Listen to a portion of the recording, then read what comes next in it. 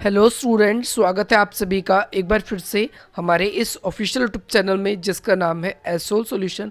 मैं चंदन कुमार हाजिर हूँ आप सभी के सामने अपनी एक और नई वीडियो के साथ। सो गाइस, आज की इस नई वीडियो में हम बात करेंगे उन सभी स्टूडेंट्स के लिए जो एसओएल के बीए प्रोग्राम कोर्स के और सिक्स्थ सेमेस्टर के स्टूडेंट्स हैं। तो आज की नई वीडियो उन सभी स्टूडेंट्स के लिए जो पॉलिटिकल साइंस को पढ़ रहे हैं। आज की नई वीडियो उन सभी के लिए इंपॉर्टेंट है क्योंकि आज हम फर्स्ट यूनिट के एक और नए टॉपिक को डिस्कस करने वाले हैं। हालांकि इससे पहले हमने कई सारे वीडियोस आप सभी के लिए अपलोड कर दिए थे और अब आपकी जो भी सीरीज़ थी, आप क्योंकि अब आपके एग्ज़ाम नियर बाई आने लगे हैं और बहुत सारे स्टूडेंट्स ऐसे हैं जिनके कमेंट्स आने लगे थे कि सर हमारे एग्ज़ाम्स की तैयारी करा दीजिए। तो आप सभी की ऑन डिमांड पे ये वीडियो हाजिर है। आज से ना केवल सिक्स सेमेस्टर के बीए प्रोग्राम के बल्कि पॉलिटिकल साइंस ऑनर्स या फिर वे सभी स्टूडेंट्स जो कि बीए प्रोग्राम में फोर्थ सेमेस्टर में या पॉलिटिकल साइंस ऑनर्स के स्टूडेंट्स और वो भी फोर्थ सेमेस्टर में, तो उन सब के लिए भी वीडियो आना स्टार्ट हो गई है। आज हम बात करेंगे वे सभी स्टूडेंट्स जो ग्रेजुएशन में या पोस्ट ग्रेजुएशन में वैश्वीकरण के आयाम को पढ़ रहे हैं। तो आज की नई वीडियो उन सभी के लिए इंपॉर्टेंट है। ये वैसे एसओएल के जो सिक्स्थ सेमेस्टर के स्टूडेंट्स हैं उनके फर्स्ट यूनिट का एक मोस्ट इंपॉर्टेंट क्वेश्चन है जो आप सभी के एग्जाम में पूछा जा सकता है। तो चलिए ज़्यादा देर न करते हुए आज की अपनी इस वीडियो को हम स्टार्ट करते हैं। सबसे पहले आप सभी को वैश्वीकरण शब्द का अर्थ समझना है, जिसका लिंक डिस्क्रिप्शन बॉक्स में है। उस वीडियो में हमने एक्सप्लेन कर दिया था आप लोगों को कि वैश्वीकरण क्या है, इसके अलावा वैश्वीकरण की क्या विभिन्न परिभाषाएं, और इसके अलावा मैं आप सभी को बता दूं वैश्वीकरण से रिलेटेड लगभग हमारी ओर से आप सभी को लिए 10 से प्लस वीडियोस आएगी ताकि एक टॉपिक को आपको अच्छे तरीके से पढ़ाया जाए। इतने अच्छे तरीके से कि कॉलेज में भी आप सभी को ऑफलाइन वे में इतना अच्छा नहीं पढ़ाया जाता था जितना हम ऑनलाइन वे में पढ़ाने की कोशिश करेंगे। चलिए ज़्यादा देर न करते आज की अपनी इस वीडियो को हम स्टार्ट करते हैं। तो वैश्वीकरण के राजनीतिक आयामों की बात करेंगे, यानी उन सभी हम बिंदुओं की बात करेंगे जिससे वैश्वीकरण के राजनीतिक इम्पैक्ट हमें दिखाई देते हैं, ना केवल किसी एक देश की सरकार की बल्कि विश्व के ऊपर वैश्वीकरण का क्या प्रभाव पड़ता जा रहा है। आप सभी को पता है कि वैश्वीकरण आज ज़्यादातर देश जो है वो वैश्वीकरण को अपना रहे हैं। इसके पीछे एक मुख्य वजह, एक मुख्य कारण यह है क्योंकि राष्ट्रों के बीच में जो राष्ट्रों की जो अर्थव्यवस्था है वो सुदृढ़ हो रही है, राष्ट्रों को नई नई तकनीकें मिल रही है और देश में हम देखें तो सामाजिक आर्थिक विकास है वो बढ़ने लगा है। साथ ही साथ वैश्वीकरण के कारण आज हम अपनी समस्याओं को वैश्विक रूप से हल करवा पाते हैं। पहले अगर हम देखें वैश्वीकरण अगर नहीं था तो अगर हमारे देश के अंदर कोई भी समस्या थी तो दूसरे देश हमारे लिए मदद नहीं करते थे, लेकिन वैश्वीकरण आज एक ऐसा दौर है, चाहे आप पे कोई पड़ोसी देश धौंस जमाता है या फिर कोई दूसरा देश आपके ऊपर कोई आर्थिक प्रतिबंध लगाता है, तो वैश्वीकरण एक ऐसा अवसर बन चुका है हर एक देश के लिए कि वैश्वीकरण के थ्रू हम दूसरे देशों से अपने संबंध स्थापित करके अपनी अर्थव्यवस्थाओं का विकास कर सकते हैं। तो अब हम बात करेंगे वैश्वीकरण के राजनीतिक आयाम जो कि निम्नलिखित प्रकार से है। फर्स्ट पॉइंट है वैश्वीकरण के कारण राज्य की जो स्वयं प्रभुत्ता है, यानी आत्म स्वयं प्रभुत्ता का मतलब होता है आत्मनिर्णय लेने की क्षमता। स्वयं प्रभुत्ता क्या हो रही है, लोगों की खत्म होती जा रही है, या देशों की जो स्वयं प्रभुत्ता है, सरकार की जो स्वयं प्रभुत्ता है वो खतरे में आ गई है। कैसे? जैसे मैं आपको एक कुछ एग्जाम्पल्स के थ्रू समझाना चाहूँगा। जैसे अगर हम देखें पहले बहुत सारे ऐसे क्षेत्र थे जो राज्य के अंतर्गत आते थे, यानी राज्य जो है वो ना केवल प्रशासनिक गतिविधियों में अपनी भागीदारी को सुनिश्चित करते थे बल्कि वो देश के जन कल्याण के लिए, नागरिक सुविधाओं के लिए, रोजगार के लिए ऐसे क्षेत्रों में भी कार्य करती थी।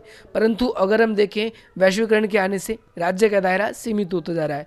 वे सिर्फ संसद, वो केवल देश के अंदर कानून व्यवस्था, संवैधानिक व्यवस्था, इन सब चीज़ों पे ही सिमटती जा रही है। अगर हम बात करें पहले सूचना के लिए हमें सरकार के ऊपर निर्भर रहना पड़ता था, जैसे सरकार की ही आपको पता है पोस्ट पे नियंत्रण होता था, रेडियो टेलीविज़न पे सरकार का नियंत्रण होता था, जो वो प्रसारित करती थी वही हमें दिखाया जाता था। परंतु आज वर्तमान समय में कहें तो वैश्वीकरण के कारण आज यूट्यूब एक इतना बड़ा सर्च इंजन बन चुका है कि आप मुझको नहीं जानते लेकिन फिर भी इस मेरी वीडियो के थ्रू आपको लाभ मिल पा रहा है। तो वैश्वीकरण राजनीतिक तौर पे हमारी वो सूचना जो पहले हमें सरकार के ऊपर निर्भर रहना पड़ता था पढ़ने के लिए या और चीज़ों के लिए, लेकिन अब आपको सरकार के ऊपर ही खाली निर्भर रहने की, सूचनाओं के लिए भी या और चीज़ों के लिए भी निर्भर रहने की आवश्यकता नहीं पड़ती।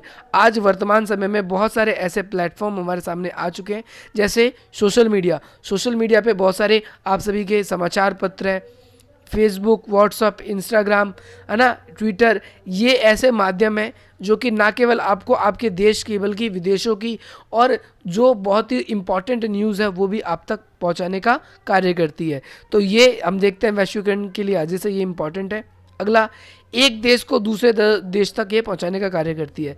वैश्वीकरण के आने से राज्यों में नई नई तकनीकें आ रही हैं। राज्यों में नई नई तकनीकें आने का मतलब यह है कि वैश्वीकरण के आने से हर एक देश को शासन चलाने में आसानी हो रही है। पहले हमारी सरकार जो है वो परंपरागत तरीकों को यूज़ करती थी शासन चलाने में। जैसे हम देखते हैं कि प्राचीन काल में हमारे देश में पहले भी थोड़ा बहुत लोकतांत्रिक व्यवस्था थी, परंतु आधुनिक लोकतंत्र में जैसे कि हम अपनी सरकार को चुनते हैं, तो जब हम आज़ाद हुए थे 1952 में पहला आम चुनाव हुआ, तो उस समय और आगे भी चल के देखें, जो 2004 के इलेक्शन से पहले अगर देखें तो भारत में बहुत सारी ऐसी जगह थी जहाँ पर वॉलेट पेपर के ऊपर इलेक्शन, उसके थ्रू इलेक्शन होते थे। लेकिन आगे चल के हम देखें आज वैश्वीकरण के आने से ईवीएम ने वॉलेट पेपर का स्थान ले लिया है। वॉलेट पेपर के कारण चुनाव में बहुत बार धांधली होती थी। कई बारी जो चतुर नेता हैं वो वॉलेट पेपर का गलत उपयोग करके वो क्या करते थे, चुनाव में अपनी विजयी घोषित कर देते थे। बहुत सारे लोग ऐसे थे जो डिजिटली रूप से, आज देखें तो चुनाव प्रचार चल रहा है, कोरोना काल के अंदर बहुत सारे इलेक्शन जो हैं बहुत सारे क्षेत्रों में डिजिटली रूप से किया गया है कि ताकि लोगों को गैदरिंग से लोगों की बचा जा सके। तो ये हम देख सकते हैं वैश्वीकरण के आने से बहुत ज़्यादा फ़ायदा मिल रहा है, तकनीकों का लाभ मिल रहा है। कृषि उत्पादन के लिए भी नई नई तकनीकें आई हैं, जैसे कृषि उत्पादन में काफ़ी ज़्यादा मुनाफा मिला है। यानी अगर हम देखें नई नई तकनीकें आई हैं, ट्रैक्टर या फिर जो भी मशीनरी चीज़ें आई है, अलग अलग किस्म की खादें आई है, इससे हमारे देश के उत्पादन में वृद्धि हुई है। तो आपको ये वाला कॉन्सेप्ट भी याद रखना है। इसके अलावा हमें बहुत सारे और भी तकनीकें मिली है, जैसे कंप्यूटर, सीसीटीवी कैमरे।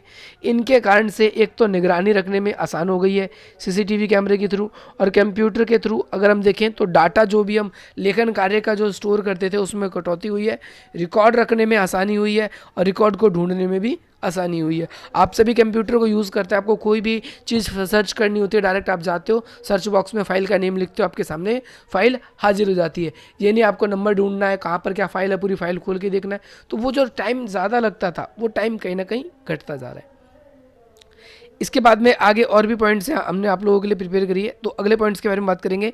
वैश्वीकरण के कारण बहुत सारे बहुपक्षीय समझौते में वृद्धि हुई है। ये बहुपक्षीय समझौते क्या होते हैं पहले आप समझिए। देखो, समझौते दो तरीके होते हैं, या तो द्विपक्षीय जो दो पक्षों के बीच में होता है, और एक होता है बहुपक्षीय जो बहुपक्षों के बीच में होता है। जैसे WTO कोई समझौता कराती है तो ज़्यादातर वो बहुपक्षीय समझौते करवाती है। तो वैश्वीकरण के आने से विश्व एकीकृत हो रहा है और ज़्यादातर मुद्दे पे हम बहुपक्षीय समझौते कर रहे हैं। बहुपक्षीय समझौते करने का मतलब ये है कि सामाजिक, आर्थिक और राजनीतिक रूप से हम एक दूसरे से जुड़ते जा रहे हैं। जैसे कई देश एक साथ किसी एक प्रोजेक्ट के ऊपर काम कर रहे हैं, तो ये बहुपक्षीय समझौते हैं। इसके अलावा अगर हम देखेंगे बहुत सारे आर्थिक संगठन बन चुके हैं जो विकास के लिए एक दूसरे की मदद करते हैं। इसके अलावा जैसे ट्रिप्स जैसे समझौते जो कि WTO करवाता है, ये भी बहुपक्षीय समझौते के ही उदाहरण हमारे सामने हैं। अगला पॉइंट, फोर्थ पॉइंट है, वैश्वीकरण के आने से नागरिकता लेने में भी काफ़ी आसानी हुई है, क्योंकि पहले नागरिकता के विषय में सिर्फ राज्य का ही नियंत्रण था। यानी अगर आपको नागरिकता चाहिए तो आपको सिर्फ सरकार के ऊपर ही निर्भर रहना पड़ता था। आपको जिस भी देश की नागरिकता चाहिए तो आप उस देश के लिए अप्लाई करते, उस देश की सरकार अगर आपको मान्यता देती थी तो आपको नागरिकता मिलती थी। इसके अलावा अगर कोई राष्ट्र किसी देश के व्यक्ति को नागरिक नहीं देना चाहती थी तो वो उसे नागरिकता नहीं भी देती थी। परंतु आज देखें वैश्वीकरण के दौर में ये काफ़ी चीज़ें बदल चुकी है।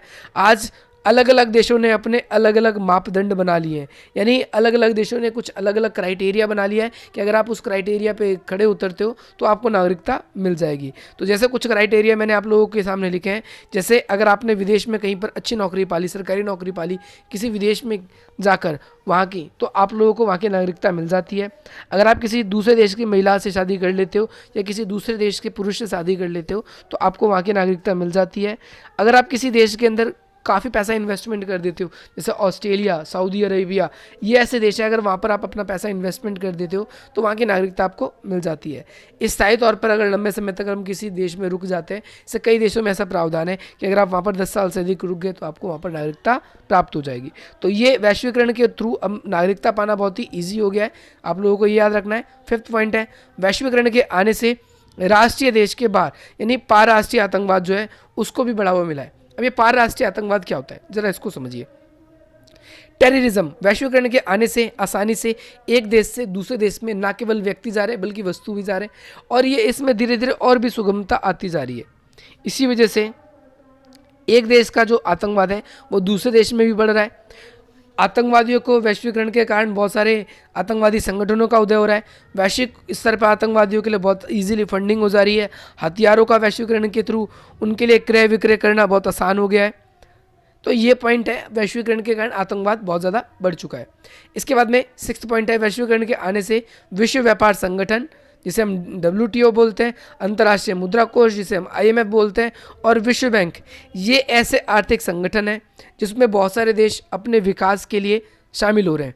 और ये देश क्या कर रहे हैं कि आपका विकास नहीं कर रहे, बल्कि आपके देश के विकास के नाम पे ये पश्चिमी देश या फिर वो जो ताकतवर देश हैं उन सभी की जो नीतियां हैं वो आप पर थुपवाने की कोशिश कर रहे हैं। जब आप लोग अन्य यूनिट में, अगली यूनिट में इन सब के बारे में पढ़ोगे तो आपको पता चलेगा, जब मैं आप लोगों को बताऊंगा कि किस तरीके से पश्चिमीकरण की फ़ायदे की ज़्यादातर बातें इन आर्थिक संस्थाओं में की जाती है।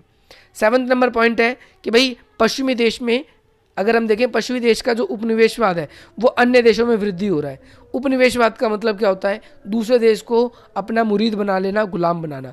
आजकल हम देख रहे हैं कि विकसित देशों की जो कंपनी है वो अधिक लाभ कमाने के लिए, सस्ता श्रम पाने के लिए विकासशील देशों में या फिर अल्प विकसित देशों में जा रही है, और इस अल्प विकसित देशों में जाने की वजह से वहाँ पर वो अपनी कंपनियाँ स्थापित कर रही है और वहाँ के मजदूरों से कम कीमत पर ज़्यादा काम करवाकर ज़्यादा लाभ अर्जित कर रही है।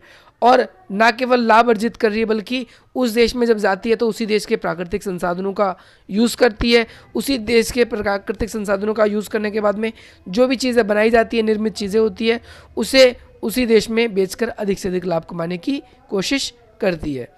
इसके बाद में MNC और TNC दोनों कंपनी वैश्वीकरण के आने से मनमानी करती है। अब देखो ये दोनों बहुत ज़्यादा इंपॉर्टेंट है कि भाई वैश्वीकरण के कारण आज बहुत सारी विदेशी कंपनियां, बहुराष्ट्रीय कंपनियां एक देश से दूसरे देश में जा रही है, और एक देश में से जब दूसरे देश में जा रही है तो वो क्या कर रही है, अपना व्यापार एक्सपेंड कर रही है, स्थानीय लोगों को रोज़गार दे रही है, ये लाभ है। परंतु कभी भी ये क्या करती है, अपने कर्मचारियों का बहुत ज़्यादा शोषण करती है, यानी उनसे कम पैसे में अधिक काम करवाया जाता है। दूसरी चीज़ क्या है कि भैया अगर वो लोग इस नीति का विरोध करते हैं तो उन्हें उनके जॉब से निकाल दिया जाता है।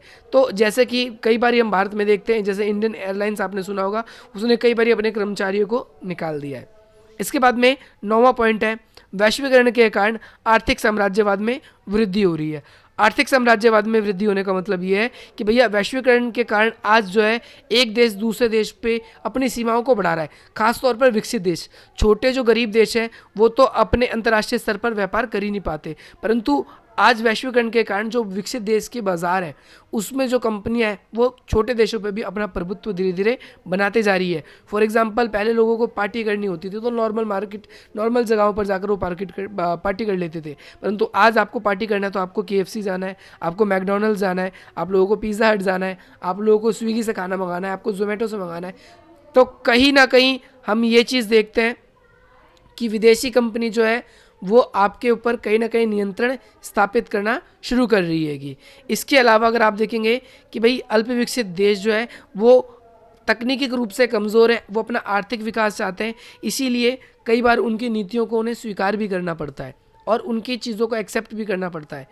अब ये क्या है कि अल्प विकसित देश जो है कई बारी उन पे इस बात का भी खतरा रहता है कि उनके देश का जो डाटा है वो चोरी हो जाता है। कई बारी उनकी बहुत सारी मेन वेबसाइट्स हैं जो हैक हो जाती है, और ये वैश्वीकरण के कारण बहुत ज़्यादा ईजी हो गया क्योंकि सर्वर पर ज़्यादातर चीज़ें अपनी इन्फॉर्मेशन डालते हैं और वो इन्फॉर्मेशन जो है चोर है वो गुप्त रूप से चुरा लेते हैं।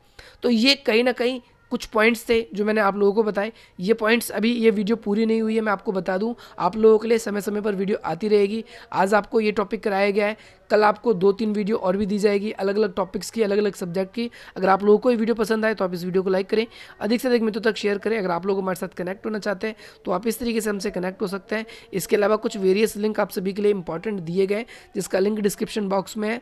आप वहाँ पर हमारे टेलीग्राम ग्रुप्स में ज्वाइन हो सकते हैं, हमें इंस्टाग्राम पर फॉलो करके अपनी क्वेरी को शेयर कर सकते हैं और यहाँ पर भी आप अपनी क्वेरी शेयर कर सकते हैं। बाकी आपकी जो भी हेल्प होगी। अभी जो PDF है उसकी कोई व्यवस्था नहीं है, आपको यूट्यूब की तरफ से ही हेल्प लेनी पड़ेगी। बाकी आपका कोई भी क्वेरी आप हमारे साथ कनेक्ट होना चाहते हैं तो वेरियस वे से आप कनेक्ट हो सकते हैं। चलिए मिलते हैं हम आपसे अपनी अगली वीडियो में। For further updates please subscribe our channel and press the bell icon. जय हिंद, जय भारत।